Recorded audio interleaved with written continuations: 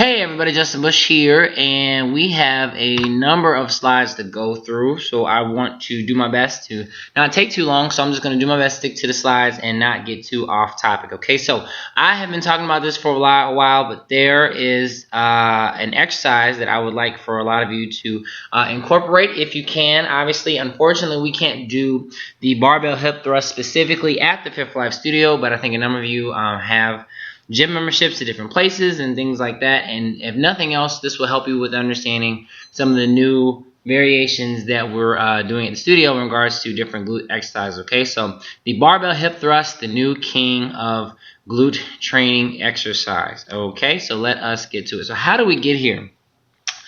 The things I'm going to cover in this video: the bikinis competitors obsession with glutes versus Justin's personal obsession, myself with glute training, why the leg press is so appealing, the pros and cons of squats and deadlifts.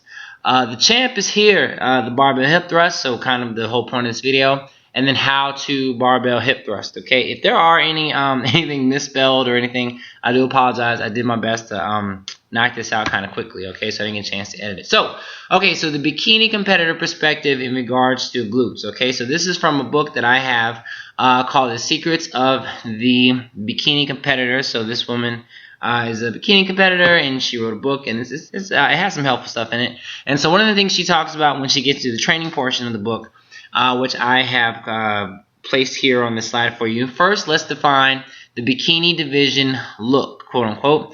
Bikini is all about glutes, so the training plan is focused on sculpting your glutes and developing a nice glute hamstring tie-in, okay? And then from there she goes on and on to explain why the glutes are really important. And the only reason why I put this in here is because I think all of you, rightfully so, have different attitudes or perspectives on how you want to look. I think you know, when you look at different people, different influencers, I think within health and wellness, especially when it comes to how people look, you have those who literally have very little glutes and more or less are just straight up and down and straight legs, and you have those obviously who have superior posterior chains. Okay, so that being said, obviously take everything I'm about to tell you with a grain of salt. This may be something that you're interested in. This may be something that changes your life. Like I've said, I've already started doing them. I've already started seeing a difference. And I'm going to keep doing them, and that's just me, okay? So then I guess that leads me to why I'm doing them, okay? So Justin's obsession with glute training, okay? So obviously my primary concern is always that I'm doing what's best for you guys, okay? So everything I'll ever talk about for the most part is not something that I necessarily created. A lot of it comes from a book, either a textbook or a commercial.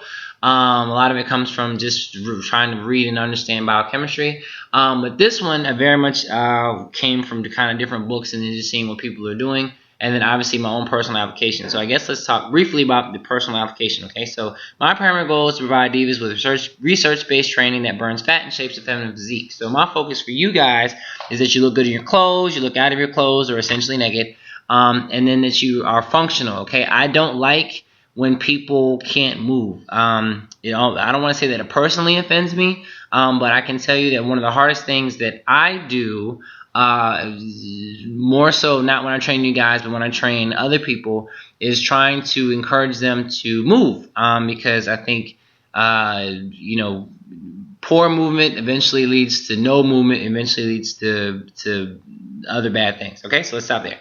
Okay, so then why am I going to continue to do the barbell hip thrust? I wish they had a different name because it's hard to spit out.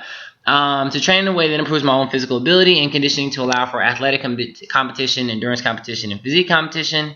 That's just a long way of saying that I would like to eventually get back into like running track and sprints and stuff like that, and then possibly get into weightlifting, so like competitive weightlifting, so snatches and cleans and so on and so forth. Okay, and this particular exercise addresses all of those things. So too many guys like at Fitness Connection or Planet Fitness, they don't do anything at Planet Fitness, but the YMCA, are they going to be doing barbell hip thrust? Probably not, okay? But now if you were to ever go to a CrossFit or one of these like a Velocity or one of these gyms where the people are training not just to necessarily look good, the guys and the girls are probably going to be doing barbell hip thrust, okay? So I got a picture. This is Johan Blake. You might not be able to tell, but he is the second fastest man in the world. He's extremely athletic. He didn't do as well in the last Olympics as he wanted to, but this is him. hip thrusting, 405. What I believe to be is 405 pounds. I think that's 4 plates. So 4 plates plus the bar equals 405 pounds. Okay, so let us continue, right? So here's what you're probably going to see when you go to the gym, right? So you go to the Y, Fitness Connection, whatever it is people leg pressing. So they get in this machine, they're going to load it probably with a lot of weight, and they're going to sit in it, and then they're going to release it, and they're going to go down, they're going to go up, okay? So it's almost like an inverted squat. So instead of you standing up with the weight on your shoulders, you're sitting in this machine and you're pressing and so on and so forth, right? As a diagonal leg press involves pushing a weight along an inclined track rather than lifting it vertically, it is possible for strength trainers to press very heavy weight in comparison to other exercises. That is just a long way of saying that if you go on Facebook or Instagram or social, I don't know what's hot, InstaChat, whatever it is, when people talk about leg press, it's always the same thing. Oh my gosh, you guys, I just leg pressed like 5 kajillion pounds, right? And the thing about it is that I don't want to take away from anyone's personal achievement. If you start on a leg press with 50 pounds and you worked your way up to 500 pounds and that somehow, made you the Incredible Hulk, fantastic, good for you. For the most part, though, that's not going to happen. The reason that's not going to happen is that old people, young people, big women, small children, everyone can leg press 300, 400, 500, 600 pounds and with very little training. It doesn't take long at all. And it's because the leg press puts you at such a mechanical advantage that you have to load it with so much weight that I don't want to say it defeats the purpose of doing it, but I think you want to treat the leg press as something that you do kind of high reps on. Once you can leg press twice or 3 times your body weight, you don't need to leg press anymore. Like, you've won. You've done it, okay? A conversation I have in the gym a lot is someone will say to me, wow, man, you squat all the time, and you squat really low, and you squat pretty heavy. What is that about? And I say, well, I don't know. I'm just kind of a weird guy. What I'll follow up with is, wow, man, you're leg pressing like, I don't know, 2,000 pounds. How much do you squat? And then that's when the excuses come where it's like, oh, man, my knees and my shoulders and my back and my low back, I can't really do that. I can leg press 2,000 pounds, but I'm not about to squat anything, which personally to me doesn't make any sense, but there are a lot of things that just are not for me to understand, okay? So the appeal to the leg press, long story short, I got to stay on topic, is that it's impressive. It's really good for your ego to leg press, right? So pull more weight on the bar, bro. If you haven't seen this Geico commercial where these 2 guys are going back and forth, it's absolutely hilarious, okay? So the popularity of splits, so when I say splits, I mean split training. So I'm going to do chest today and then I'm going to do shoulders tomorrow, things like that. Popularity of splits have made the leg press machine the ultimate leg exercise. So, right, again, on social media, oh man, it's leg day, right, and all that, and whatever it is. Now, all I do for the most part, not all I do, but the primary exercises I do are squats and deadlifts. In any given week, I'm going to squat and leg press 4 to 6 times a week, right? So again, this is why the guys, when they do talk to me, it's just like, dude, you're always doing this, and it's like, dude, I don't know why you're doing leg press. So we really don't understand each other when you think about it. So that's okay. So now the pro to leg press is that if you have no idea how to lift, you can't do the leg press wrong. All you have to do is sit in the machine, you press it, right? The other pro is newbie gains. And so when I say newbie gains is that we understand that anytime you introduce your body to something you haven't done, that's the highest likelihood of you seeing any type of difference. So for a couple of you, I don't know, Shayla, if you're watching this, I don't think you've ever leg pressed. So because you've never done it, it's like, well, who knows, right? Who knows what you may or may not get out of it. Again, if you start doing it and then 3 months later you're leg pressing 3,000 pounds, and it's like, okay, you probably don't need leg press anymore. But that being said, you don't know until you try it, right? So I do think that it's something you should try. I just think it's something that we easily get carried away with. And that's just, I think, just because it looks cool. I think it looks cool to be in the gym and you have 2,000 pounds on the machine and you're pressing it, and I think it's, that's that. So, okay, so the con is that you can spend more time loading the machine than actually lifting. I've literally helped guys take the weights off the leg press machine because they had 10 45s on each side, and yet they would, whatever. So, okay. Oh, and last thing, the leg press has no transference to any other movement. So what I mean by that is, if you can literally calculate, you can say if I weigh 200 pounds, and let's say I squat 300 pounds, I should be able to jump so high. I should be able to run so fast. I should be able to power clean this weight. I should be able to power snatch this weight. So you can start there, and then you can kind of work your way down the line. You can't do that with leg press. So just because you can leg press 2,000 pounds doesn't mean you can jump on top of a quarter. Does that make sense? Okay, so both squats and deadlifts are complex and can be hard on your lower back, okay? I love squats and deadlifts. Again, it's for the most part, squats and deadlifts are the meat and potatoes of everything that I do. But I think I do have to acknowledge the fact that it can be hard on your lower back. I know sometimes it's hard on my lower back.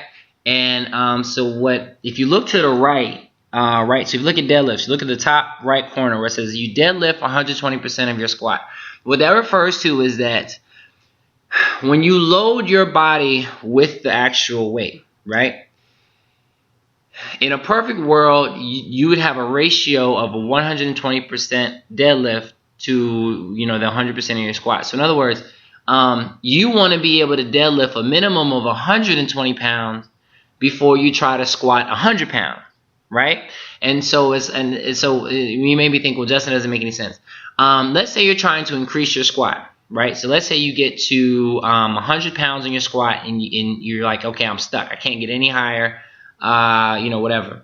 You might have to then step away from squatting and focus more on increasing your deadlift. Because if you have a muscular imbalance to where your squat and your deadlift are the same weight, or let's say you even squat more than your deadlift, then what's going to happen is you might be able to drive the weight out of the pocket, but you can't hold the weight to begin with. So the moment you load it, your form gets all wrong, okay? We'll talk more about that later. Let me not get too stuck on that, okay? And then obviously if you look to the left, you'll see that for both the squats and the deadlifts, your lower back is what's going to be compromised first. Now, that being said, kind of jumping ahead, if you look at the picture on the left, in terms of stronger, I'm pointing to the woman's glutes.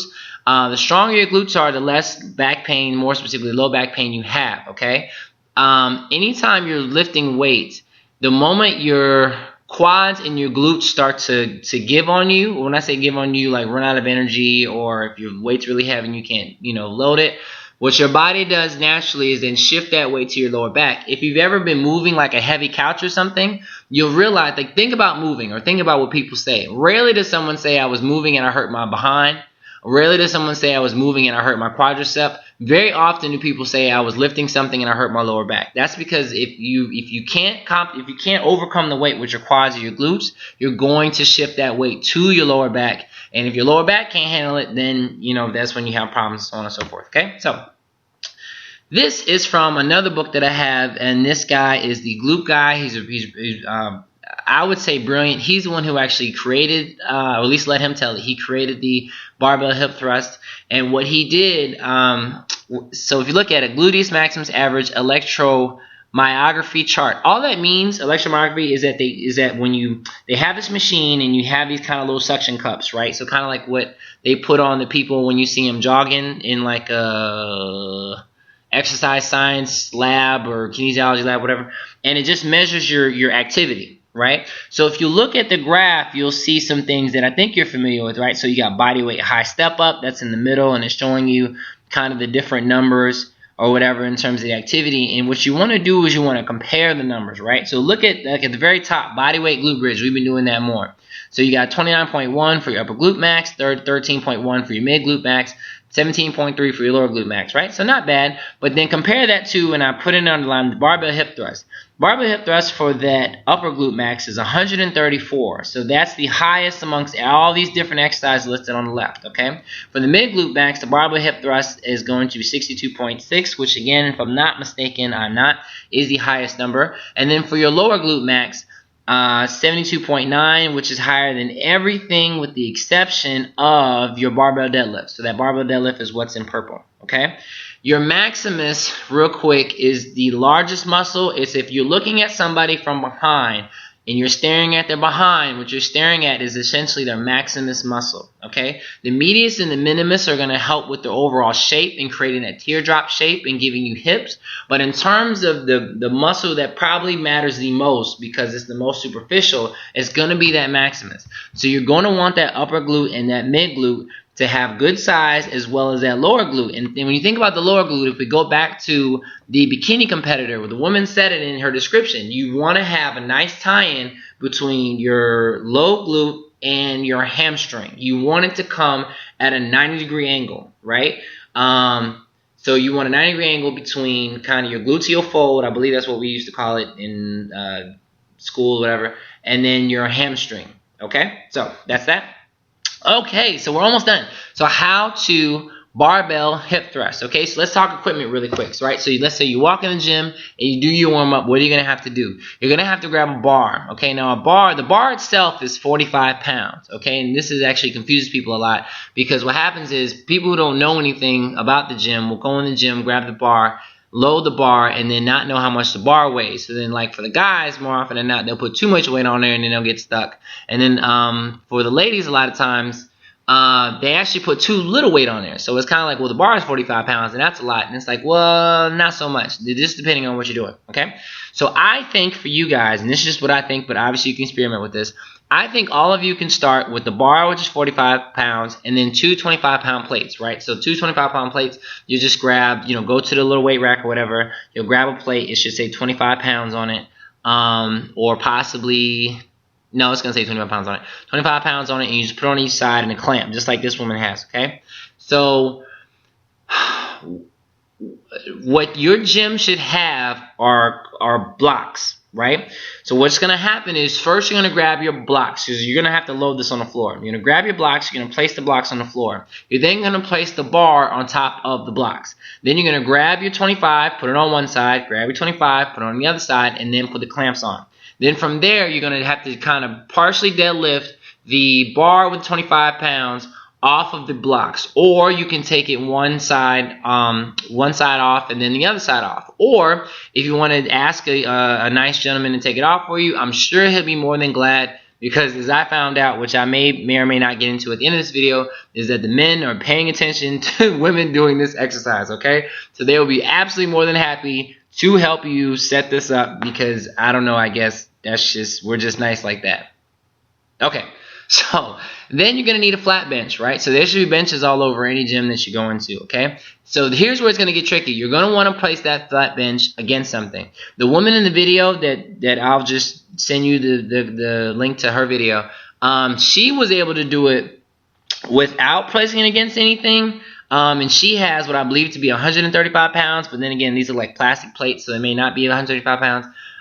So you may not need to. I think you should, only because if you don't, there's a chance that you're going to push the bench backwards as you're doing your exercise. And that's not really that big of a deal, except for the fact that you could fall, which you don't want, or you could end up pushing the bench on someone's foot or something. And so then obviously those are two things we want to avoid. Okay, so if you can, you want to place it against something, preferably the wall, obviously not with the mirror. And then do it from there, okay? You're going to want a foam pad, and I found this out the hard way. The first time I did this, I had 225 on there, and I said, oh, okay, well, this isn't going to hurt. And I try to drive up, and the bar can really dig into your hips. Like, it's kind of painful, okay? So go ahead and grab the foam. There should be a little foam thing that they have in your gym, because the people who do squat, sometimes they don't like to have the barbell directly on top of their skin. I have 3 marks, one on each shoulder, and then one, I guess, on the base of my neck from where I hold the bar. Okay, so it's not cute, but that's okay. So you're gonna sit against the bench, and you're gonna place sit against the bench with the bench being placed right under your shoulder blades. Okay, so you're going to sit up high against it. This woman in the video, she even mentions that she's kind of tall, so she's pretty close to the bench, just depending on how your height is. But you're going to want to have the bench placed kind of mid-back right under your shoulder blades, okay? You're going to roll the bar over your legs. So you're sitting on the ground, you're next to this bench. Once you're sitting down, you're going to have the bar in front of you, and you're going to roll the bar over your body, almost like if you're tucking yourself in to go to bed, okay? And then you're going to raise your legs up to where your knees are high with your feet near your glutes, okay? And so then you're going to drive through your heels, okay? Just like we always do, exhale in the contraction. So the easy part, obviously, is just sitting on the ground. The hard part is when you're actually driving through your hips to get that full contraction. Squeeze your glutes with an especially hard contraction at the top of your thrust. Make sure you hold it for a full second, so don't rush through it. Okay, take your time, go slow, and then slowly lower the bar and then repeat, okay? In the book that I have where that guy explains the difference activity for different exercises for your glutes. He will have from what he's explaining in his book, his female clients will sometimes go as high as 315 to 340, 350 pounds. Now, do you need to do that? Absolutely not. But the reason I mention it is because I want you to understand what's possible. Doing these different movements with just your leg or the heavy ankle weight is great. I think it's great for shape, but I think there are a couple of you who are like, but Justin, I want to get mass. If you want to get mass, you're going to have to really just open your mind to what you're capable of. And again, when we go into the pros, you'll see it. So this exercise is different from the squats and the deadlifts, and that there's very minimal to no low back pain, right? So your lower back isn't taking the brunt of holding this weight, okay? You're going to be able to lift exceptionally more weight than in the squat or the deadlift, right? So this may be the only exercise where you're pushing 200 pounds and then quite possibly eventually 300 pounds. You could do it, again, you could do that same thing with the leg press, but you're not going to get the same benefits, okay? This exercise has the highest rated activity in comparison to other exercises, so you saw that in the little graph I showed you. It's extremely glute specific, which allows you to build your routine around this exercise. On my squat days, for the most part, I really just squat. By the time I get done with all the reps that I have to do, my central nervous system is pretty taxed. So like I'll try and squat and do some pull-ups, maybe squat and do some push-ups and some pull-ups, things like that. But I don't do my squat routine and then follow it with a 30-minute routine around the gym or run a mile on a treadmill or anything like that. After that, I'm pretty spent, okay? And with this one, that's not the case. You can do this and then do whatever else you just want to do, and you'll be fine. And then the only con is that it takes a second to set up and break down, and people might stare, okay? So again, really the hard part with this one, it really is just knowing how to set it up. And again, the guys will be more than happy to help you. The 3 times that I've done this exercise only 3 times in my life, and all 3 times I've had guys ask me, so I only ever see women do this, so why are you doing it? And all 3 times I try to explain it, but as you know from my videos, I take way too long to explain things, so I'm sure they thought I was a weirdo, but that's okay because at the Y, I think they already think I am. And I just might be, and I can accept that. Okay, so I hope this is helpful. I'm sorry if it was long, and please tell me what your experience is with this, okay? So that is it, and I hope to see you soon. Take care.